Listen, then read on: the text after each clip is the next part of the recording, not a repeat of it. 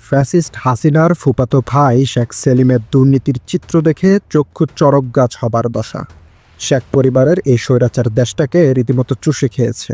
দেশের এমন কোনো খাত নেই যেখানে শেখ সেলিমের কমিশন বাণিজ্য ছিল না। টেন্ডার বাণিজ্য থেকে শুরু করে কমিশন বাণিজ্য, এসবের রাজা ছিলেন ফ্যাসিস্ট হাসিনার এই দোসর।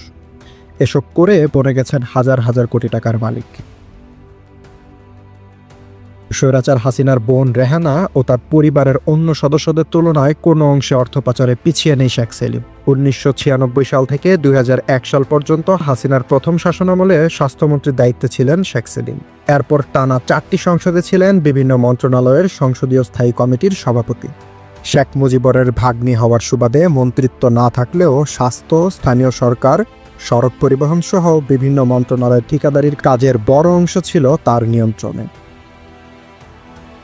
বিশেষ করে বৃহত্তম ফরিদপুর, খুলনা, রাজশাহী এবং ময়মনসিংহ অঞ্চলের সব উন্নয়ন কাজ ভাগ বাটোয়ারা করতেন তিনি। বিনিময়ে মিলত 10 থেকে 15% কমিশন। শুধু এতটুকুই নয়, প্রতিটি সেক্টরের নিয়োগ বাণিজ্য ছিল তার দখলে। সরকারি চাকরি পাইয়ে দিতে কোটি কোটি টাকা লুটে নিয়েছেন সাধারণ পাবলিকারও। সম্প্রতি দেশের বিভিন্ন স্থানের 1300 কোটি টাকার কাজে পছন্দের ঠিকাদারের কাছ থেকে 10 থেকে 15% হারে কমিশন গ্রহণ করেছেন সেলিম। এমন সুনির্দিষ্ট একটি অভিযোগ আমলে নিয়েছে দুর্নীতি দমন কমিশন, দুদক। ইতোমধ্যে অনুসন্ধানের সিদ্ধান্ত নিয়েছেন সংস্থাটি, যা নিশ্চিত করেছেন দুদকের মহাপরিচালক মোহাম্মদ আক্তার হোসেন। দুদক সূত্রে জানা যায়, গত 5 ফেব্রুয়ারি রাতে রাজধানীর বনানীতে সেলিমের বাসায় ভাঙচুর ও অগ্নিসংযোগের পর ধ্বংসস্তূপের ভেতর থেকে প্রায় 1300 কোটি টাকার ঠিকাদার কাজের হিসাব মিলেছে। নথির পাতায় পাতায় বিভিন্ন সংকেতের মাধ্যমে নির্বাচিত ঠিকাদার কাজ শেষ করার সময় ও কমিশনের হার উল্লেখ রয়েছে। এত শুধু একটি হিসেব জনতার সামনে এসেছে শেখ সেলিমের।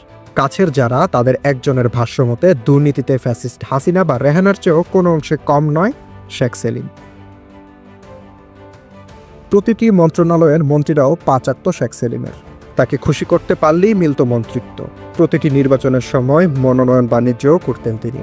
ওবায়দুল কাদেরের সাথে মিলে প্রতিটি সংসদ সদস্য মনোনয়নের জন্য 100 থেকে 200 কোটি টাকা পর্যন্ত নিতেন, এমনটিও জানা যায়। স্থানীয় নির্বাচনের মনোনয়ন বাণিজ্যও ছিল তার দখলে। এক্ষেত্রে নেওয়া হতো বেশ বড় অঙ্কের টাকা। উপজেলা চেয়ারম্যানের জন্য 15 থেকে 20 কোটি আর ইউনিয়ন পরিষদের ক্ষেত্রে 5 থেকে 10 কোটি পর্যন্ত নেওয়া হতো স্থান বেঁধে। সেলিমকে খুশি করতে বিভিন্ন এমপি মন্ত্রীরাও সাপ্লাই করতেন সুন্দরী নারী, যার মধ্যে ছিল বিনোদন জগতের অনেক নারী তারকারাও। শেখ সেলিমের বিভিন্ন দেশে বাড়ি রয়েছে বলেও জানা গেছে। তবে ফ্যাসিস্ট হাসিনার এই দোসর এসব দুর্নীতি অনিয়ম করে ঠিক কত হাজার কোটি টাকার মালিক বনে গেছেন তা নির্দিষ্ট করে বলা কঠিন।